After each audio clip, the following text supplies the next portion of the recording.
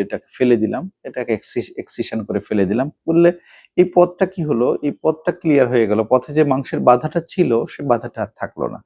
এরপরে এছাড়া আমরা এটাকে ক্যামেরা দিয়ে ভিতরে আমরা দেখে দিয়েছি যে প্রবলেমটা এটা ছাড়াও ভিতরে সিস্টোস্কোপি করেছি, করে ভিতর পর্যন্ত আমরা দেখে দিয়েছি যে এই নালী এবং নালীর মুখ এবং থলি, এই যে পথগুলো গেছে এখানে কোথাও কোনো ট্রাবলস আছে দেখে দিয়েছি, আর কোনো আদারওয়াইজ আর কোনো সমস্যা নাই। তো এই সমস্যা আপনাদের আশেপাশে যে কোনো রুগীর বা আত্মীয় স্বজনের থাকতেই পারে। এই সমস্যা মহিলাদের ম্যাক্সিমাম হয়।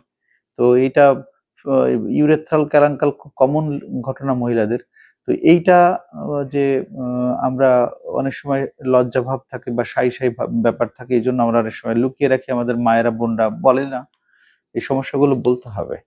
এই সমস্যাগুলো হলে ইউরোলজিস্টের শরণাপন্ন হতে হবে। আপনার আশেপাশে যিনি ইউরোলজিস্ট আছেন তার কাছে আপনারা যোগাযোগ করবেন, নিকটস্থ ইউরোলজিস্টের কাছে। আর আমার আশেপাশে থাকলে অবশ্যই আপনাদের জন্য আমার মোস্ট ওয়েলকাম, আমার কাছে আসবেন।